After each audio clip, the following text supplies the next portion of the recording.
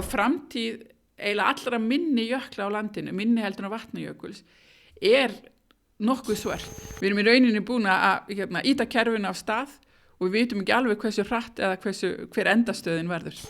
Akkurat núna Höfn að lyftast rétt 3 cm á ári vegna þess að Vatnajökull að minnka. Við erum búin að setja af stað þessa tilraun og við vitum í rauninni ekki hvað mun gerast. Og þetta það hraðasta, hröðustu loftslagsbreytingar sem við sjáum í jarðsögunni.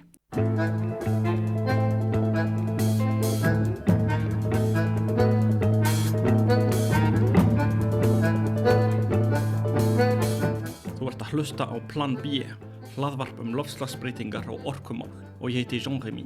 Í þessu hlaðvarpi reynum við að rannsaka og útskýra hvað að gerast í orkumálum og umhverfismálum og hvaða áhrif munu þessar breytingar hafa á efnahag okkar og samfélög. Saga mannkyns tók ófyrirséða stefnu fyrir 200 árum þegar við fundum upp jarðefnaeldsneytið. Sú orkulind hefur reynst vera einhvers konar hvalreki sem við höfum reist nútíma samfélögin okkar á. En nú neyðumst við til að breyta stefnu, þar sem jarðefnaeldsneyti hvorki ótakmörkuð né gallalaus orkulind. Í þessum þáttum fáum við vísindamenn, sérfræðinga, stjórnmálamenn og aðra til þess að raða saman púsluspilin og reynum að komast að rót vandans. Við rýnum í framtíðina og ræðum hvernig við getum búið okkur undir hana, bæði sem samfélag og sem einstaklingar. Gestur okkar í þessum fyrsta þætti Guðfinna Aðalgeirsdóttir. Guðfinna jöklafræðingur og prófessor við jarðvísindadeild Háskóla Íslands. Hún hefur rannsakað jökla í nær 30 ár, meðal annars í Alaska, í Grænlandi og á Suðurskautslandinu. Fyrir nokkrum árum var Guðfinna valin sem einn af aðalhöfundum 7. skýrslu milliríkjanefndar loftslagsbreytingar, IPCC. Í þessum þætti ræðum við vísindin og miðlun þeirra, framtíð jökla og ísbreiða, áhrif bráðnunar á sjávarborð og möguleika á skyndilegu hruni á vesturhveli Suðurskautslandsins. Ég vona að þið hafi gaman að þessu samtali.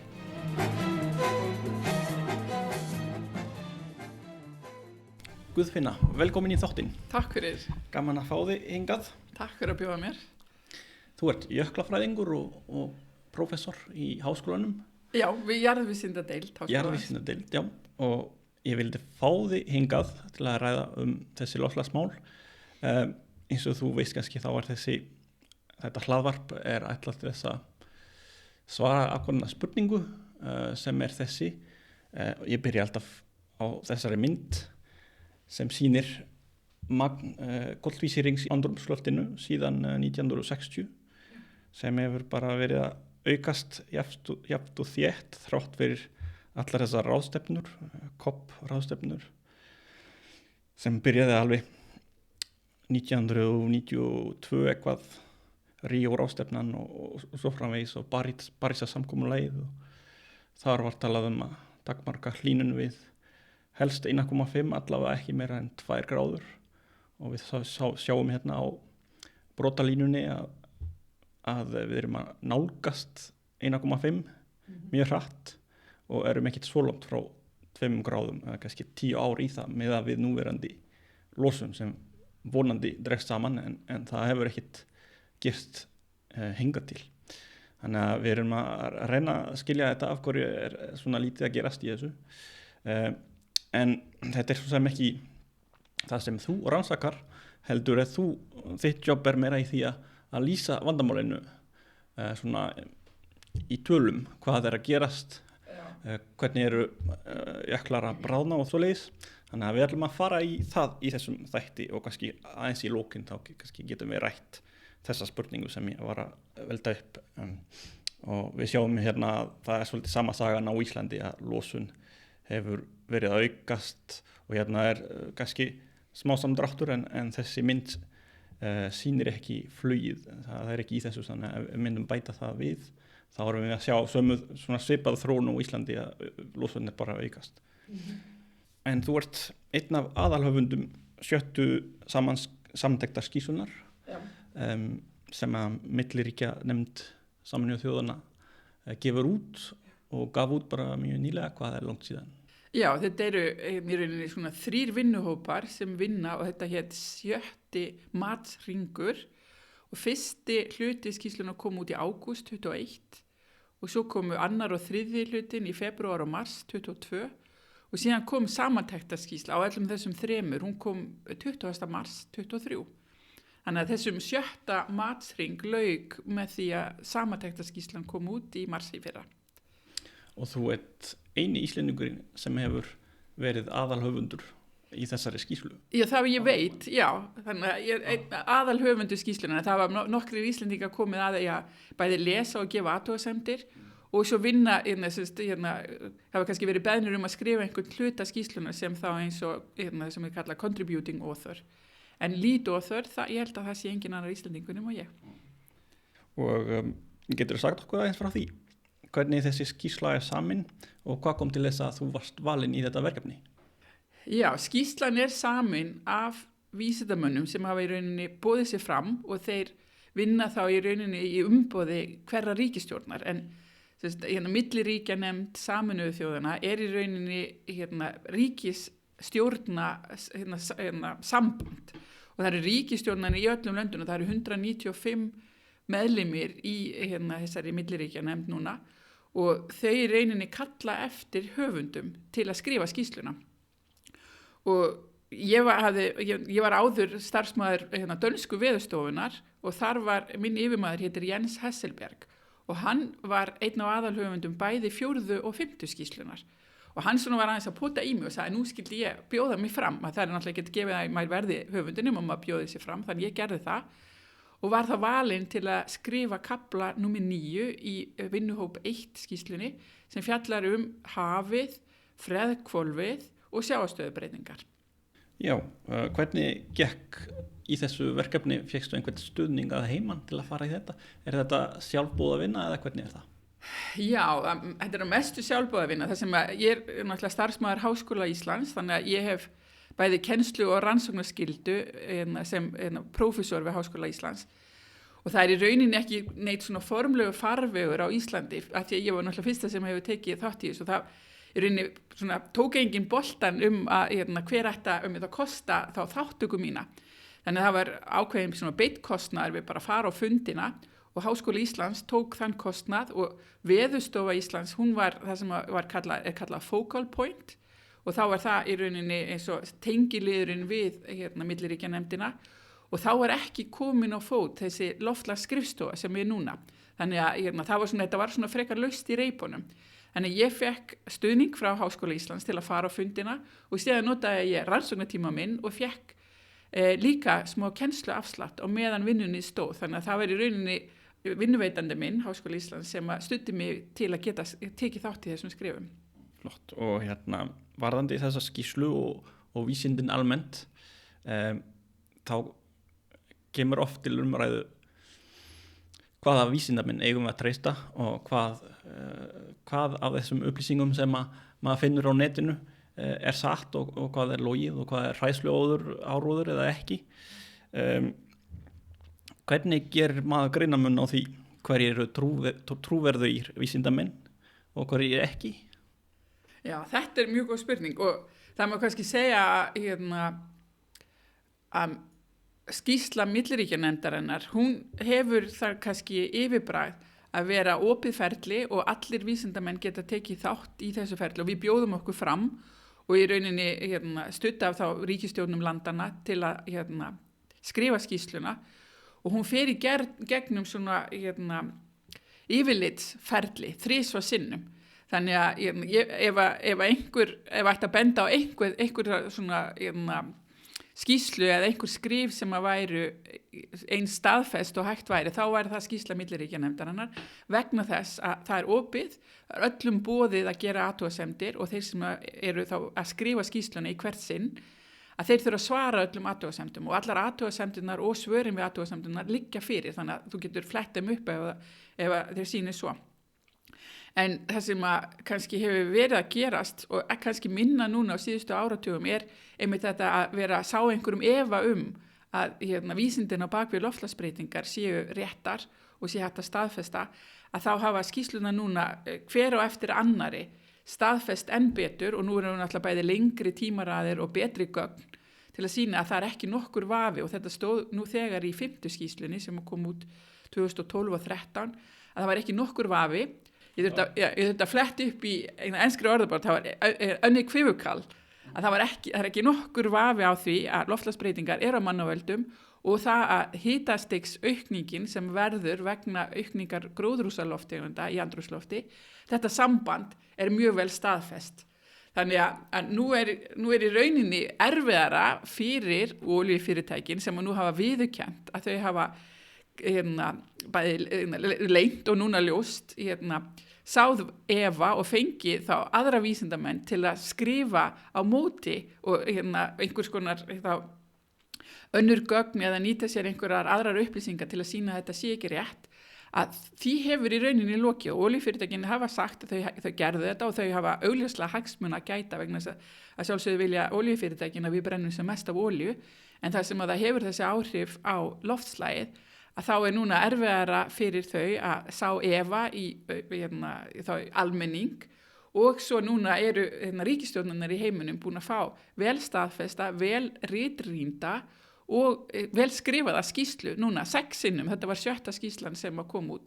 Þannig að ég held að ef við erum að leita bestu upplýsingunum loftslagsbreytingar og stöðuþekkingar, það er í rauninni það sem að skýrslan gerir, hún metur stöðuþekkingar, að þá er það skýrslur IPCC sem er besta leiðin til að finna upplýsingar. Þannig að þessar skýrslur IPCC, það er sem sagt, þessi nefnd, milliríkjanefndin, hún stendur ekki í neinum rannsóknum sjálf, heldur tekur hún bara saman rannsóknir sem hafa verið gerðar og þá er bara hort á það hvaða rannsóknir eru ritrýndar sem sagt. Það er ekki nóg að gefa út einhverja rannsókn sem segir A eða B, hún þarf að vera ritrýnd og einhvern veginn samþykkt af vísindasamfélaginu. Og í rauninni starf höfunda skýrslunar er einmitt eins og þú segir að skoða það sem hefur verið gefið út og meta og við erum búin að fá svona eins og skema er nógu mikið af gögnum ákveðin hlut, við getum tekið til dæmis hvort að Grænlandsjökull sé að missa að minnka og minnka stærð sína og þar alveg hækka sjávarstöðu að þá leitum við að öllum greinum sem hafa verið gefnar út metum hvað eru margar og ef það eru mjög margar og þær eru gefnar út í mjög gæða tímaritum og það eru kannski margar leiðir, það eru kannski gerfinhetagögn, beinarmælingar og jafnvel líkanreikningar og það eru svona fleiri aðferðir sem renna stoðum undir niðurstöðuna að þá er það fyrsta sem við gerum, bara söfnum öllum gögnum ákveðin hlut, til dæmis minnkun Grænlandsjökuls og síðan er metið, eru allar, hversu samhljóma eru niðurstöðunar. Ef það er fullt af greinum sem að komast að mismunandi niðurstöðum, þá er vissan eða þekkingin ákveðin hlut ekki svo góð. Og ef við förum aftur til dæmi Grænlandsjökul, þá er til mikið af greinum, birtum greinum sem eru ritrýndar, þær sýna allar það sama. Og þá er komin mjög mikil vissa á því og það var í rauninni breytt frá 5. skýrslunni yfir í 7. skýrsluna að það væri mjög mikil vissa, high confidence í því að Grænlandsjökull væri að minnka yfir því að það væri virtually certain og þá er því það að við erum alveg 99% viss að Grænlandsjökull er að minnka. Og síðan þetta taka annað dæmi til dæmis hvort að Golfstraumurinn muni hægja á sér og minnka eða hægja og hætta að flytja varma upp eftir Norður-Atlantshafi og þá eru ekki svo margar greinar og þær sýna svolítið mismunandi niðurstöður. Þannig að þá er ekki eins mikil vissa, þannig að þekkingin á því hvað verður Golfstrauminn til dæmis, eða það sem heitir AMOC, sem að flytur varman frá miðbaug til norðurskautsins, að þá er vissan þá framtíð ekki eins mikil.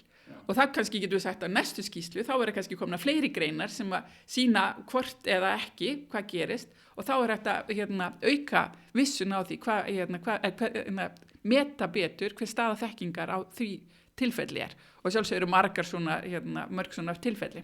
Og þess vegna er alltaf talað í skýrslunni þá er alltaf innan sviga stendur mikilvissa eða lítilvissa og svo er einhver prósenta sem að táknar hvað mikil vissa á baku þetta, hvað það eru margar rannsóknir og hversu sammála þær eru. Já, þetta svona svolítið tyrfið að lesa og ef maður það bæði í samantektargreinunum sem eru fyrst í hverjum kafla og svo líka það sem samantektar skýrsla, þannig að það gerðu margar samantektir, að þá kemur alltaf svona innan hottklofa þetta mikilvissa, lítilvissa og það svona 3 skref sem eru tekin. Fyrst skoða hversu mikið af upplýsingum, gögnum eða líkanreikningum eða birtum greinum og síðan ef það mikilvissa, ef það eru margar greinar, margar sannanir og það allar samhljóma, að þá getum við farið að gefa einhverja prósentutölu á vissuna eða líkurnar á því til dæmis að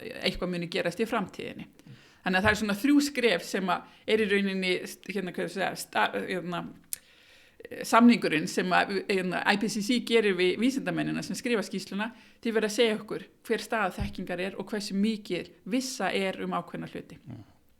En allavega að þessi skýrsla afgerandi hvað varðar að þetta að eiga sér stað og að loftslagsbreytingar séu mannavöldum og ég held að sem betur fer þá hefur okkur miðað áfram í þessu að það miklu meiri samstæða í kringum þessa niðurstöðu. Ég sá bara nýlega að gert könnun hérna á Íslandi þar sem að menn voru spurðir hvað þeim fannst þetta og það voru 95% Íslendingar sem að héldu að loftslagsbreytingar væru að eiga sér stað og af mannavöldum. Já. Þannig að þetta allavega að miða áfram og betra en það var fyrir kannski 20 eða 30 árum síðan. Já, ég man þegar þið voru þegar 4. skýrslan kom út 2007 að þá var einmitt og það kannski líka hefð hjá blaðamönnum að koma með all sjónarhorn á hlutin og ég man að það var færeyskur haffræðingur Bogi Hansen sem sagði að jafnvel þó að þið séu 95% vísindamanna sem segja þetta og 5% vísindamanna segja að loftslagsbreytingar séu ekki á mannavöldum að þá koma blaðamennirnir alltaf að taka einn úr hvorum hóp og stilla þeim saman í sama viðtali og hann sagði það gerir ekki rétta sýn á stöðu þekkingar. Það ekki hlutlýsi. Nei, einmitt. Já. En já, kaflinn sem að þú varst að nefna á þann, kafli 9, var það ekki? Jú. Hann heitir hafið, freðhvolfið og sjávarstöðubreytingar. Það kannski allir sem vita hvað freðhvolfið nákvæmlega, getur útskýrt aðeins fyrir okkur í nokkrum orðum. Já, freðhvolfið, það eins og nafni bendir til að það allt sem frosið. Þannig að þá það jöklarnir sem ég hef verið að skoða og ískvelin, Grænlandsjökull og Suðurskautsjökullin, eða jökullin á Suðurskautslandinu. Og svo allt annað frosið, til dæmis hafísinn og ís á vötnum, lagnaðarís og snjór og sífreri. Þannig að það svo frostni hluti andrúmsloftsins sem freðhvolfið tekur yfir. Einhverja munur á jöklum og ísbreiðum eða ískvelum? Efnislega ekki, það bara stærðarmunur. Þannig að við tölum jökla ef að þeir ekki Grænlands og Suðurskauts ísbreiðunar. Já, okay. Þannig að það allt annað eru jöklar. Einfalt. Já. Hvað eru framtíðarhorfur íslenskra jökla? Hvað framundan fyrir Vatnajökull, Langjökull og svo framvegis? Þú ert í því að mæla hvað þau bráðna mikið og reyna að rekna út í framtíðina hvað mun gerast. Þetta sagt okkur frá því. Já, það var verið gerðar mælingar á íslensku jöklum frá Hofsjökull byrjaði 1988 og svo Vatnajökull 92 og svo Langjökull 97 og þá hefur verið farið og mælt í rauninni þessi ákoma og leysing sem þá, getur við sagt, balansinn milli þess sem kemur inn á jökullin og það sem fer í burtu. Og þetta hefur verið mælt á 60-70 stöðum á öllum jöklunum, bæði Háskóli Íslands og Veðurstofa Íslands og svo Landsvirkjun hafa tekið þátt í að gera þessar mælingar.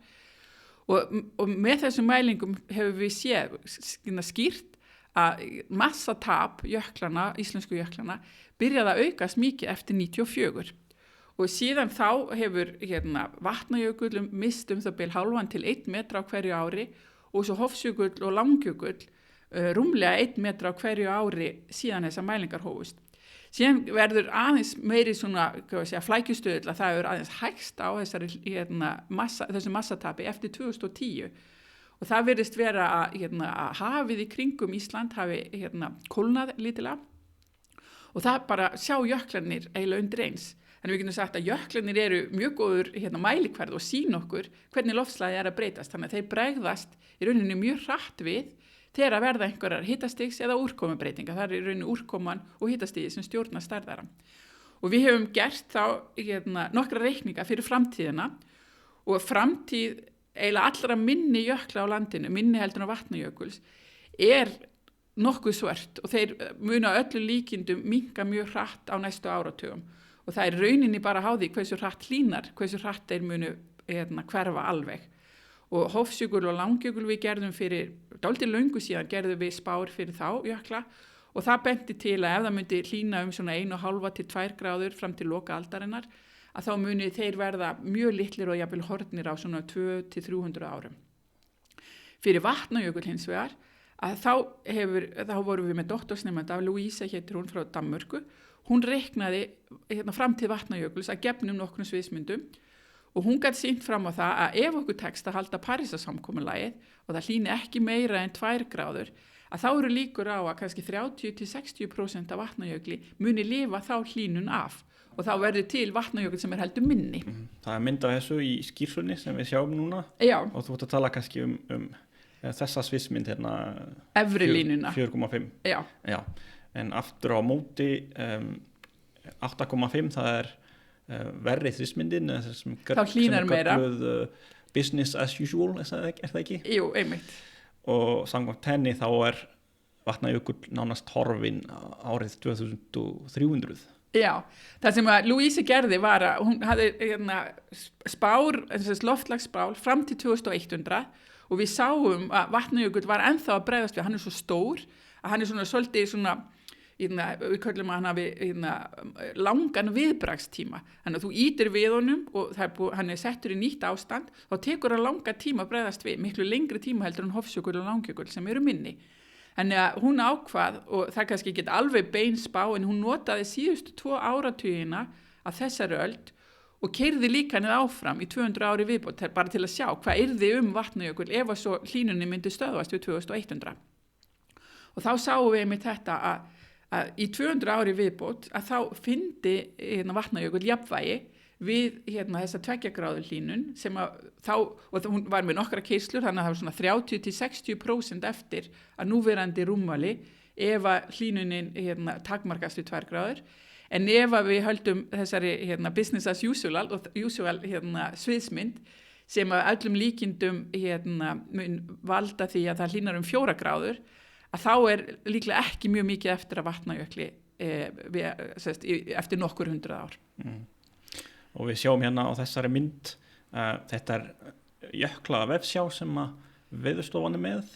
Já, þetta er samvinnuverkefni við öllum jökla mælingamönnum og jökla vísindafólki á Íslandi og Veðurstofan hefur hýst þessa vefsíðu og gerir það mjög vel og þar eru settar upp bæði eldri útlínur og svo líka sporðamælingar Jöklarannsóknarfélags Íslands.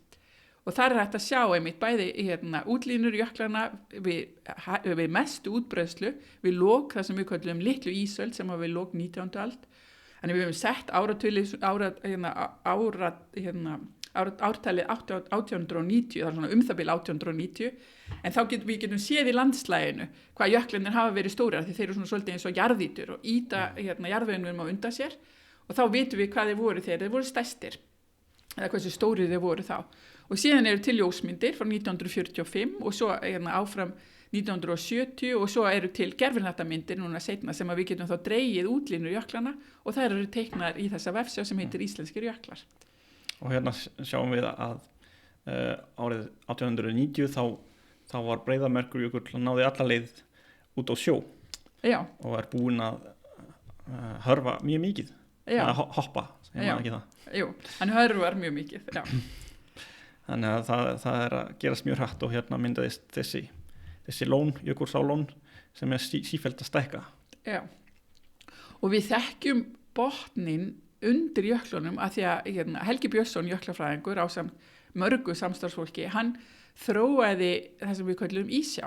Þannig að hann mældi þykkt jöklana og ég held að það hafi verið vegagerðin sem hafði áhuga á því að vita einmitt hvort það væri þá hægt að byggja veg handan við Jökulsárlón þegar Breiðamerkurjökull væri búin að hopa meira, en ísjármælingarna leitu það í ljós að jökullin sjálfur hefur grafið sér í rauninni svona eins og bakar undan sér, þannig að það nokkra tugi metra, ég þori ekki alveg að segja hvort það kannski meira en 100 metra djúpt svona eins og fjörður sem að Breiðamerkurjökull hefur grafið sér inn, þannig að þegar hann hopar að þá verður til langur stór fjörður í rauninni eða kannski stöðuvatn, Jökulsárlón stækkar og stækkar og það verður því ekki hægt að búa til veg fyrir ofan Jökulsárlón, þannig að það mjög mikilvægt að við höldum þessu litla bíli sem þarna sem að vegurinn og brúin eru utan við Jökulsárlón til að hringvegurinn verði óslitinn.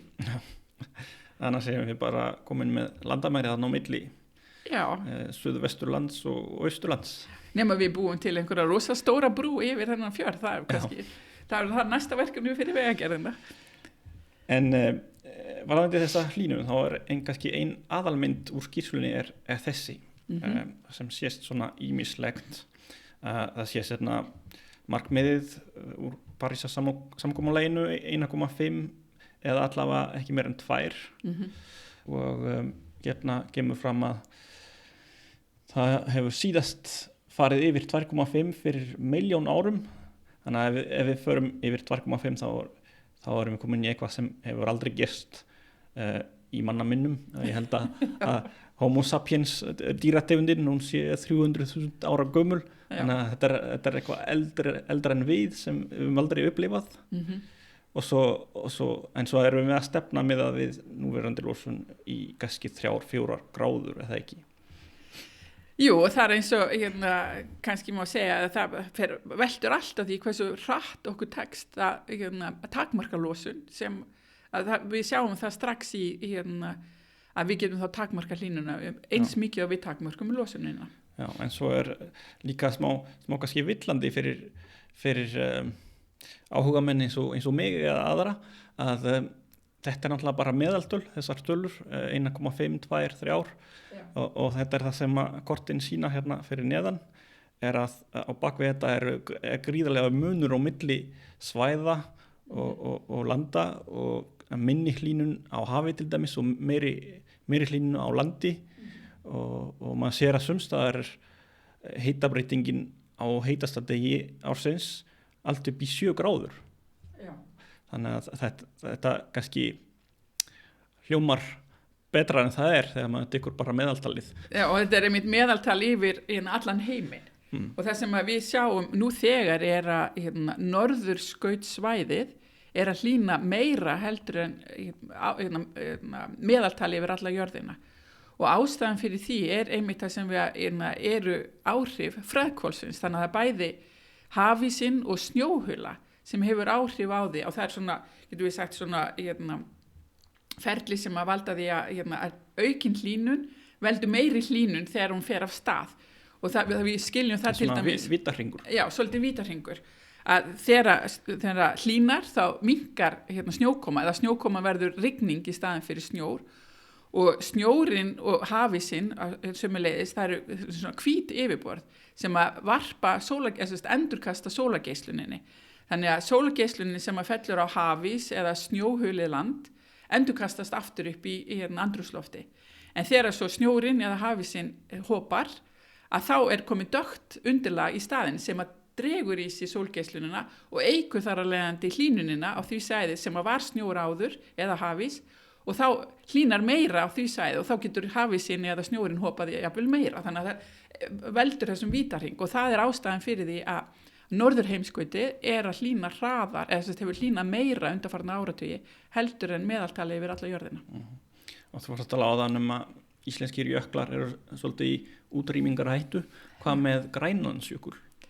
Já, Grænlandsjökul, eins og við töluðum áðan, það svona orðið ennþá stærri skepna heldur en allir jöklarnir, þannig að bæði Grænlandsjökul og svo ennþá stærri skepna Suðurskautslands ísbreiðan og Grænlandsjökull þá kannski svona meira heldur en Vatnajökull, hann mun bregðast miklu hægar við og tekur lengri tíma að bregðast við heldur en jöklarnir sem eru minni. Og það, ef við bara setjum í samhengi magn vatnsins sem geymt í þessum jökli, að þá sjávarstöðu ígildi allra jökla fyrir utan Grænlandsjökul og Suðurskautslandsins það bil 40 cm sjávarstöðu hækkun. Þannig að getum við hugsað okkur að það minn en hálfu metra, ekki allir jöklar hafi verið mældir, en það bil svona 40 cm. Og það bara ef við bræðum þá í huganum og setjum út í hafið, þá hækkar núverandi flatarmál hafsins 40 cm. Og Grænlandsjökull, að hann geymir svo mikið vatn að ef við myndum bræða hann og setja út í hafið núverandi stærð hafsins, þá myndi sjávarstaðan hækka 7,5 metra. 7,5 metra. Þannig að það sjávarstöðu ígildi Grænlandsjökull eins og hann í dag.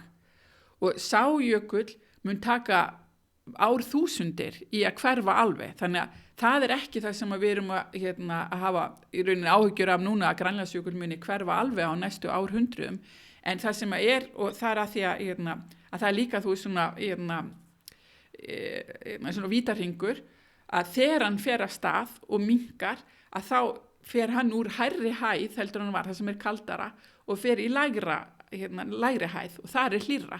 Þannig að þegar hann búin að minnka ákveðna hæð, þá hann komin í hlýrra loftslag og brána þar alveg meira. Þannig að það annar svona vítarhingur sem að veldur því að þegar hann byrjar að brána, að þá mun hann öllum líkindum halda áfram að brána. Já, þetta sem kallað á ensku tipping point, svona þröskuldur sem að þegar við förum yfir hann þá ekki aftur snúið, hann bara heldur áfram að brána og sjávarstaða eka og svo framvegis. Já, og kannski getum við sagt að við vorum einmitt að skoða þetta fyrir skýrsluna og reyna að meta hver staða þekkingar væri, og við fundum bara 2, kannski 3 greinar þetta og þær voru ekki alveg sammála hvar þessi vendipunktur væri fyrir Grænlandsjökull.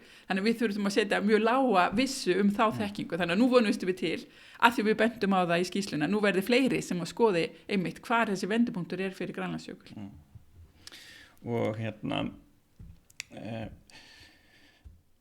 fyrir svona amatúrar eins og ég, við ímyndum okkur að þessi hækkun sjávar, hún sé fyrst og fremst vegna þess að jöklar að bráðna, en það kemur hins vegar í ljós í skýrslunni að það eru fleiri þættir sem spila inn í.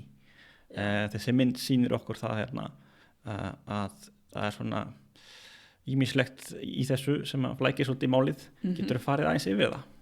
Já, þessi mynd úr einmitt kafla 9 í skýrslunni, þar sem að var tekið saman hverjir væru þekktir orsakavaldar sjávarstöðu hækkunar. Og hækkun sjávar hefur verið á síðustu öld það bil 20 cm. Og hér bil helmingurinn af þeirri hækkun vegna varma útþenslu. Að eins og lofti þá þenst sjórinn út þegar hann hlýnar. Og þannig eru 3 mismunandi bláir litir, þessi dexti dýpsti hluti sjávarins, og svo kemur svona miðlungsblár litur, það á dýptabilinu 700 til 2 km dýpi, og svo ljósblái liturinn efstu 700 metra sjávarins, og sem sýnir það að efsti hluti sjávarins hefur þanist út mest og leggur í rauninni mest til sjávarstöðahækkunar. Þannig að það annars vegar útþensla vegna hlýnunar sjávar, sjórinn að draga í sig mikla orku og hlýnar þar að leiðandi. Og síðan þessir 3, svona við höfum skipt þessu í 3 hluta, það allir jöklar fyrir utan Grænlands og Suðurskautslandið, það þessi ljósgrái hluti, og það það bil 4 af sjávarstöðuhækkuninni sem kemur vegna bráðnunar allara litlu jöklana, og þeir eru rauninni þeir sem að bregðast hraðast við. Og síðan það Grænland og Suðurskautslandið, ísbrauðurnar á þeim stöðum, sem að við sjáum líka á þessari mynd að framlag þeirra hefur verið að aukast mikið á síðustu 2 áratugum. Þannig að nú svo komið að framlag Grænlandsjökuls að verða jafnvel það bil og jafnvel stærra heldur en framlag litlu jöklana. Og það mun bara halda áfram að því það af nóg að taka á Grænlandi og sömuleiðis Suðurskautslandinu.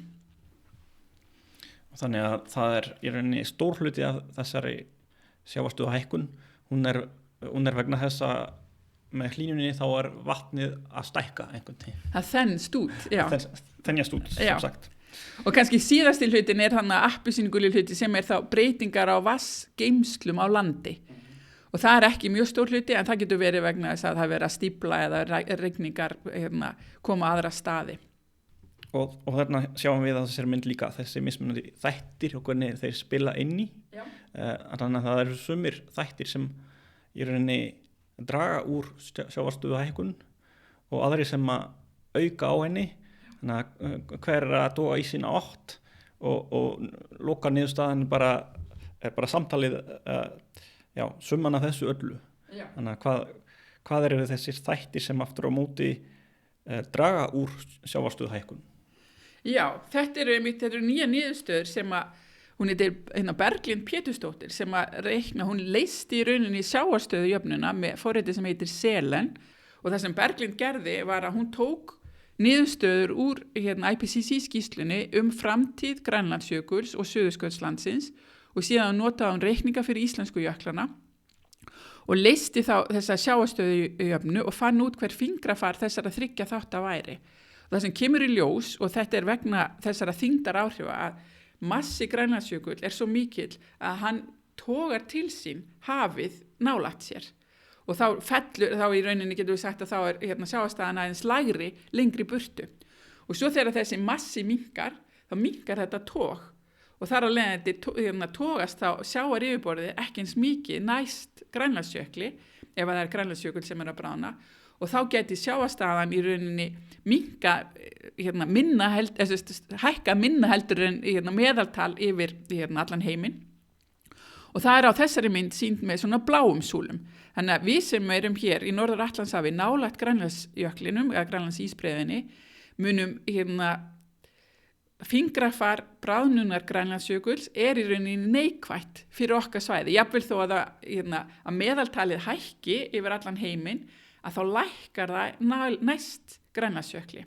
Og sömuleiðis þá ef að Suðurskautslandið minnkar að þá lækkar sjávarstaðan næst Suðurskautslandinu en hækkar lengra frá því. Og það sjáum við lengra frá Suðurskautslandinu. Þannig að við sjáum þarna framlag Suðurskautsísbrauðunar sem jákvæð, það þarna yfir núllinu, þannig að því við erum svo langt frá Suðurskautslandinu að þá framlag Suðurskautsísbrauðunar, fingrafar hennar, jákvætt fyrir íslenska strendur, en framlag Grænlands og íslensku jöklana neikvæð. Þannig að það vegur svolítið upp á móti því sem að sjávarstöðuhækkun vegna massataps Suðurskautslandsins og varmaþenslunar. Þarna vantar reyndar líka áhrif vinda og hafstrauma sem að geta haft áhrif og sömuleiðis vantar líka landris, þannig að landi sjálft að breytast. En þessi mynd sýnir að það ekki alveg eins, það ekki einsleit sjávarstöðuhækkun allt í kringum Ísland, Reykjavík og Höfn hafa ekki sömu niðurstöður og það var akkurat það sem Berglind sýndi í þessu verkefni sem hún vann. Þetta alveg eins og vorum að tala áðan með hitastigið að við erum með einhver meðaltöl en svo mismunandi eftir stöðum. Já. Og hérna sjáum við þá að ef við tökum Reykjavík sem dæmi þá Grænlandsísbreiðan, hún að minnka. Og það verður þá minna svona tókkraftur. Já. Þannig að sjávarstaðan lækkar en á móti eru hin öflin sem vinna á móti því sem Suðurlandsskaut í spreiðan. Hún að valda hækkun. Já. Og svo kannski mesta hækkun þá varmaþenslan, hennar rauðasúlan. Já. Og summan af þessu öllu cirka 23 cm árið 2100 miðað við business as usual eins og við köllum það. Já, þetta einmitt sviðsmyndin sem við tölum áðan sem væri 4 gráðu hækkun við lok aldarinnar.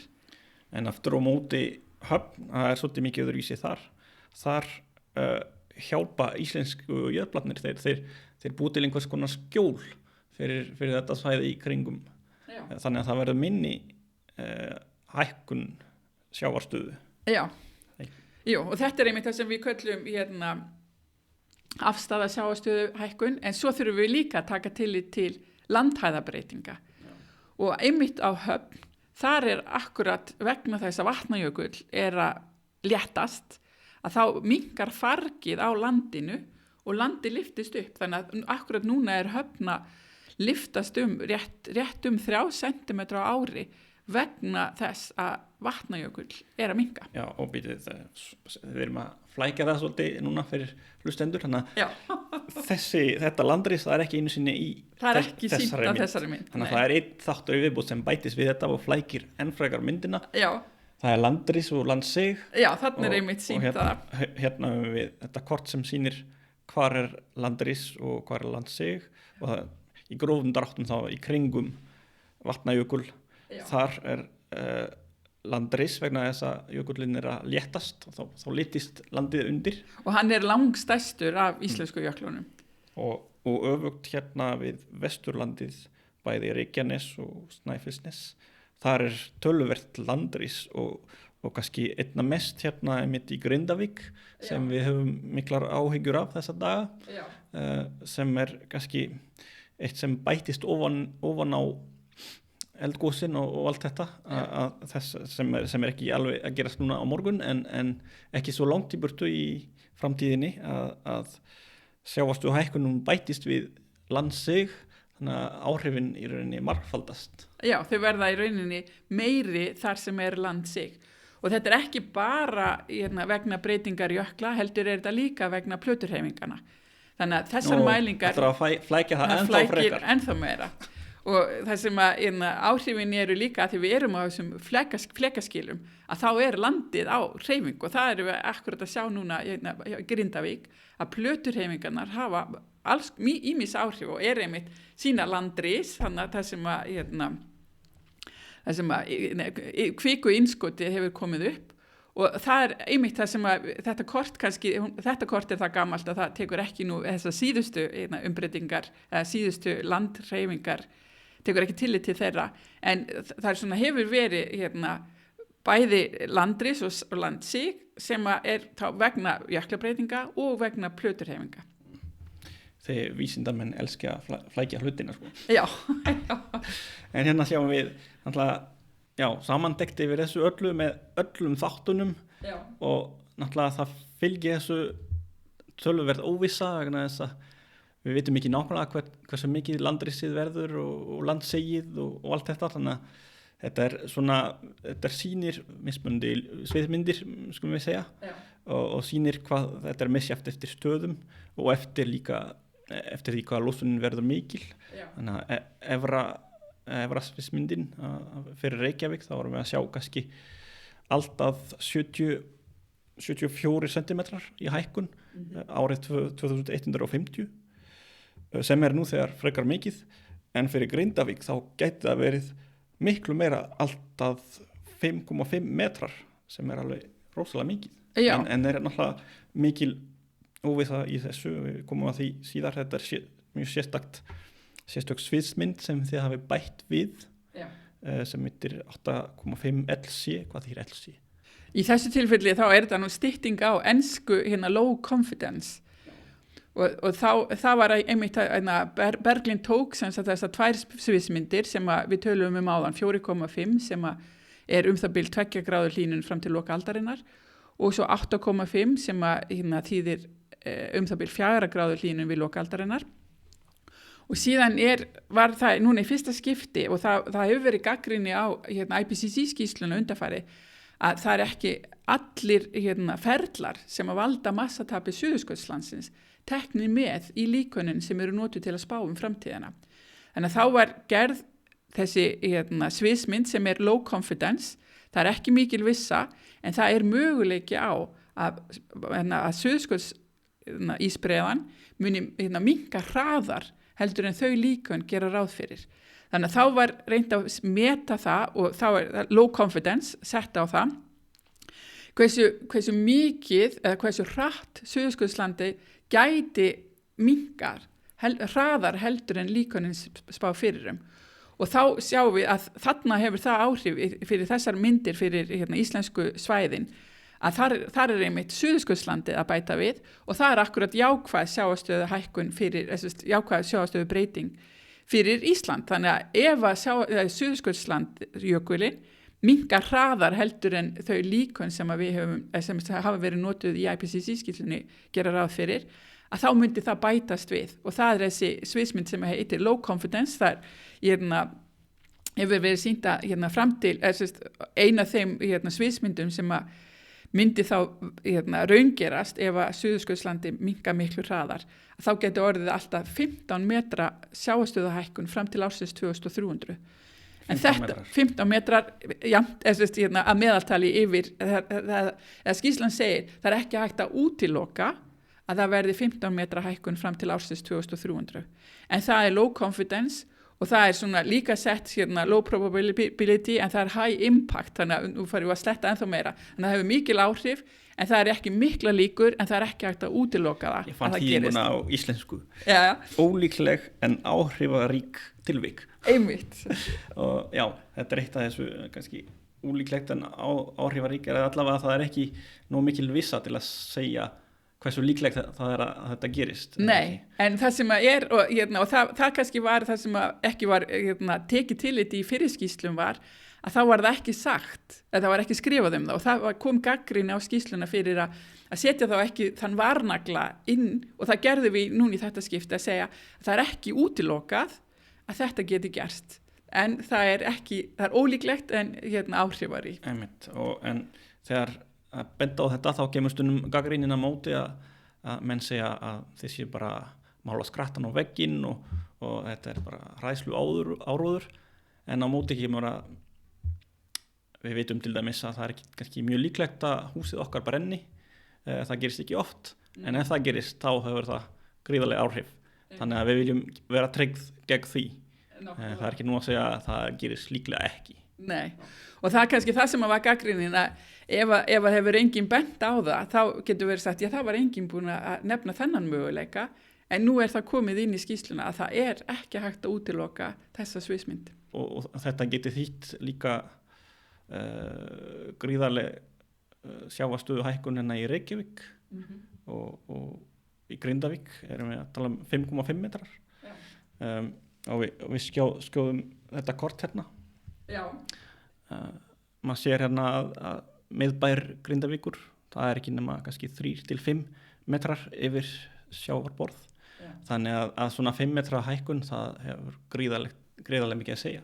Mjög mikið. Og það er einmitt þessi staðir sem eru byggðir lágt og það eru margir staðir í heiminum og stærstu borginar í heiminum eru einmitt við sjávarströnd, við ströndina. Þannig að það er mjög mikið að innviðum sem að munu verða fyrir þessari sjávarstöðu hækkun. Og í Reykjavík þá var rifið þetta upp Austurstræti er 3 metrar held ég yfir sjó og Alþingi er 5 metrar yfir sjó. Þannig að en einhvern veginn erum við ekkert mikið að tala um þetta samt að því að við erum að tala núna mikið um hvort það hafi verið mistök að byggja á sprungum í Grindavík hvort það var ekki í skammsýni en við erum ekkert að tala um þetta. Nei. Allavega fáir.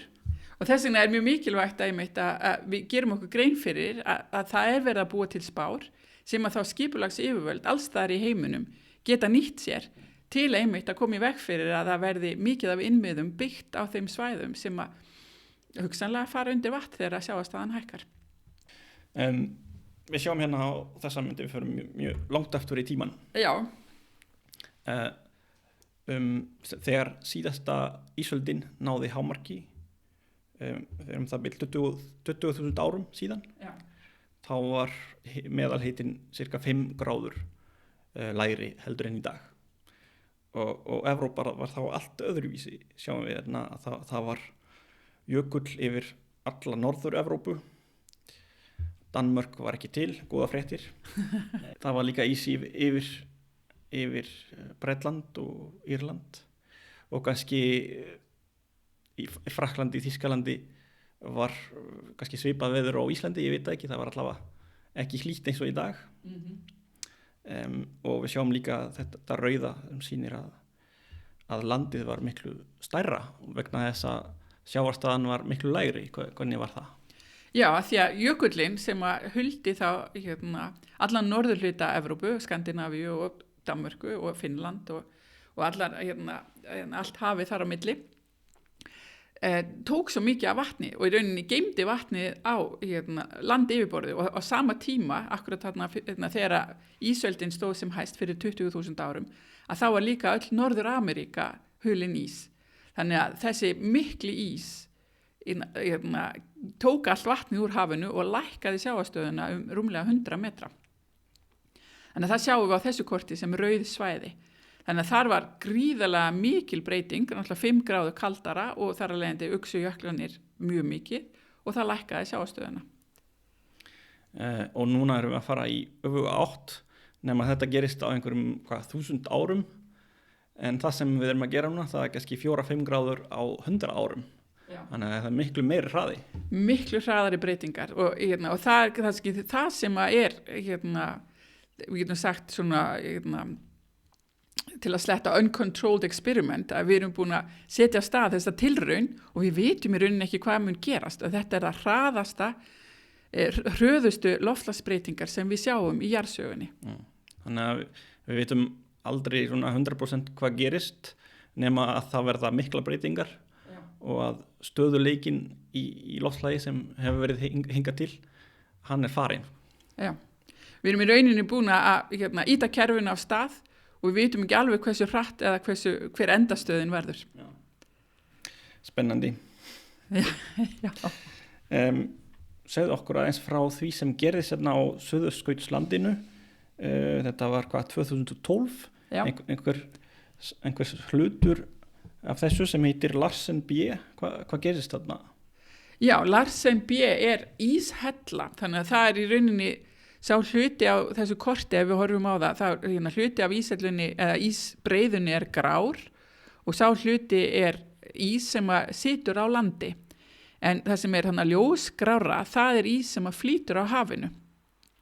Og Larsen, það var Larsen B og C sem að voru í rauninni íshellur sem flytja á hafinu sem brotnuðu upp og minnkuðu þar alveg mjög hratt og það eru nokkra stórar, bæði Ross og Ronne Ice-shelf, heitir þetta íshellur, sem eru ennþá lifandi, eru ennþá, en Larsen í rauninni brotnaði upp og minnkaði nánast var það engu í þessu tilfelli árið 2012.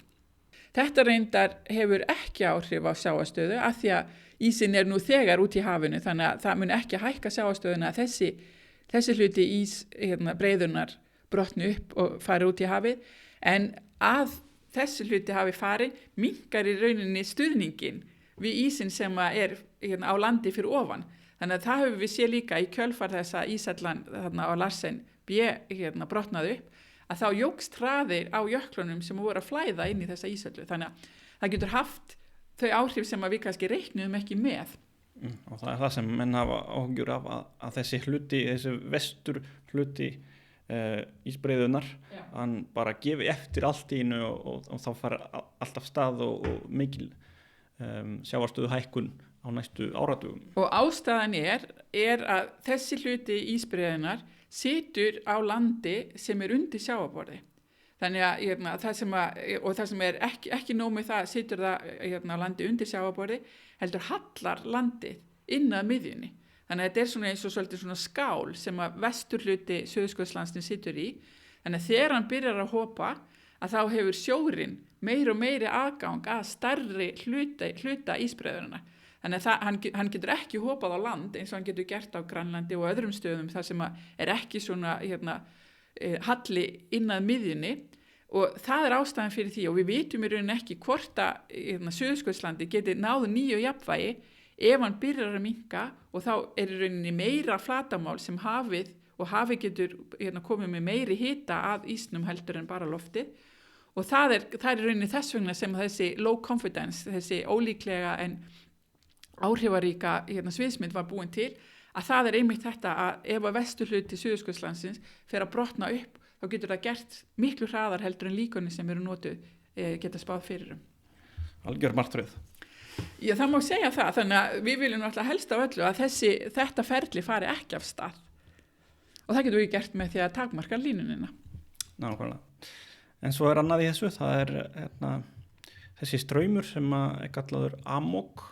Já. Og svo golfstraumurinn sem er eitthvað tengt því en ekki alveg það sama. Getur þú aðeins útskýrt hvað það er og hvernig það gæti breyst á næstunni? Já, þú varst með mynd sem að sýnir, þarna er golfstraumurinn sem að fer úr Karabíska hafinu og fer í svona hring í eins og Atlantshafinu og hluti af þessum hafstraum fer síðan norður eftir og í áttina til Skotlands og til Íslands og meðfram strönd Noregs og það það sem er kallað Norður Atlantshafs straumurinn og þessi straumur flytur og hluti á Golfstraumnum en ekki allur Golfstraumurinn og þessi straumur flytur töluvert mikið af hlýjum og söltum sjó norður eftir og veldur því í rauninni að það hlýrra hér við Ísland heldur en landfræðileg staðsetning okkar gefur til kynna. Ef við bara horfum yfir til Kanada á svæði sem er á sömu breiddargráðu á Ísland, að þá er miklu, miklu kaldara þar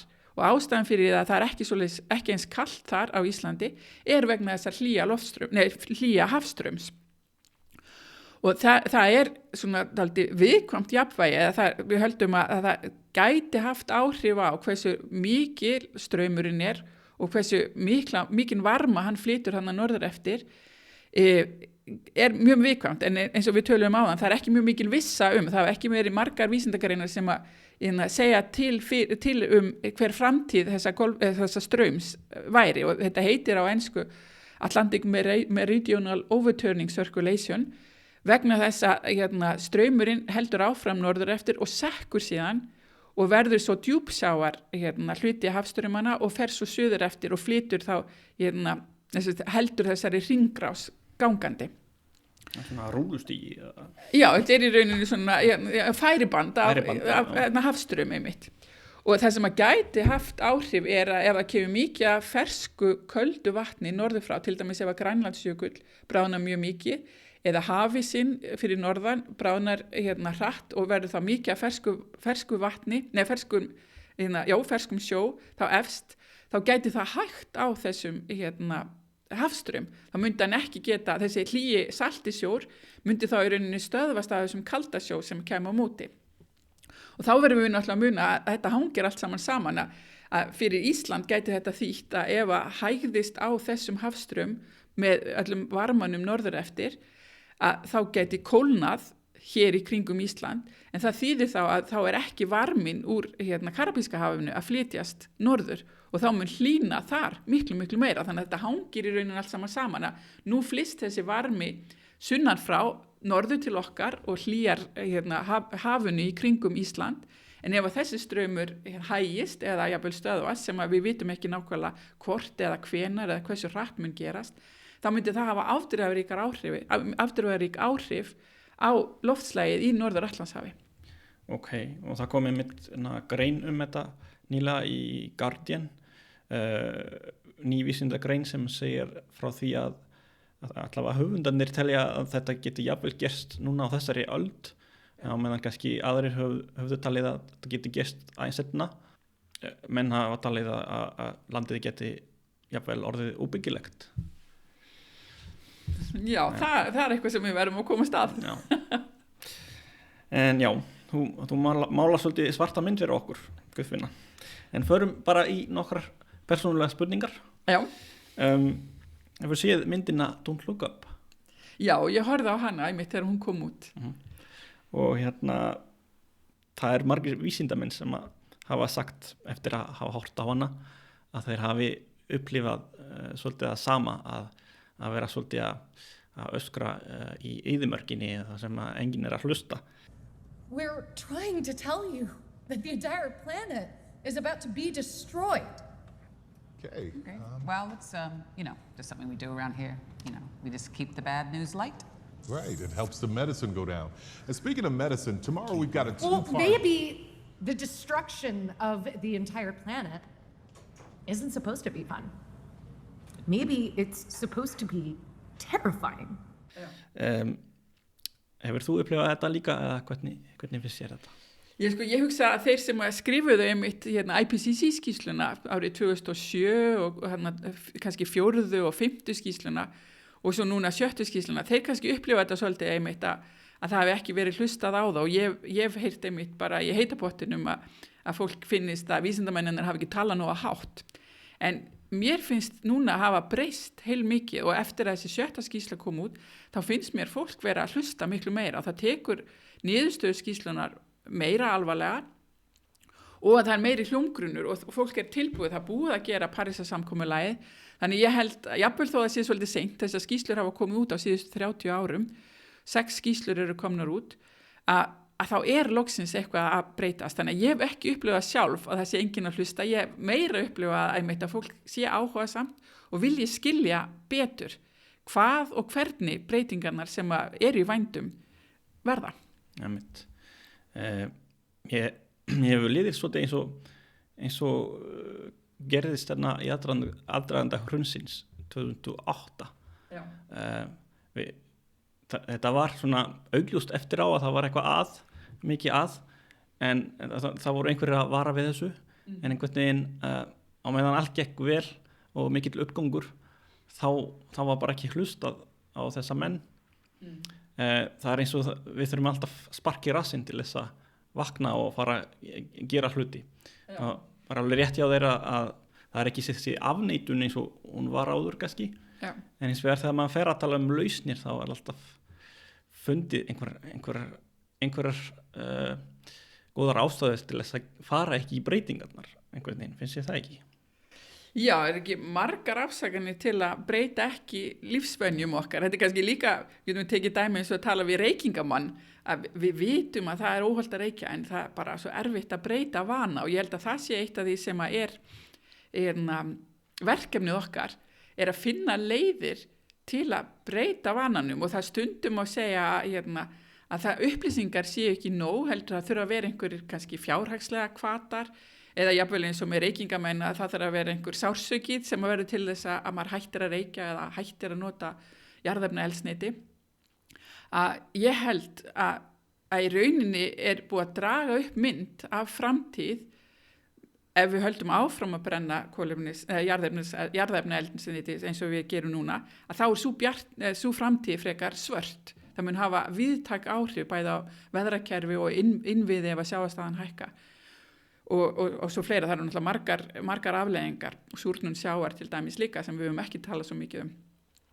En hins sviðsmyndin að við bara hreinlega hættum að nota jarðefnaeldsneyti, við verðum kolefnishlutlaus og stöðvum þessa þróun, og það miklu bjartari framtíð, og í mínum huga ég mjög bjartsýn vegna þess að við höfum alltaf verið að breytast, við höfum aldrei verið eins ef við bara hugsum 1 eða 2 kynslóðir aftur í tíma, ef við bara hugsum til afa okkur og ömmu, að þeirra veröld var allt öðruvísi en svo sem við búum við núna. Þannig að breytingar eru ekki vandamáli, heldur við þurfum að vera með skýra mynd í hvaða átt við viljum fara og í hvaða átt við viljum ekki fara.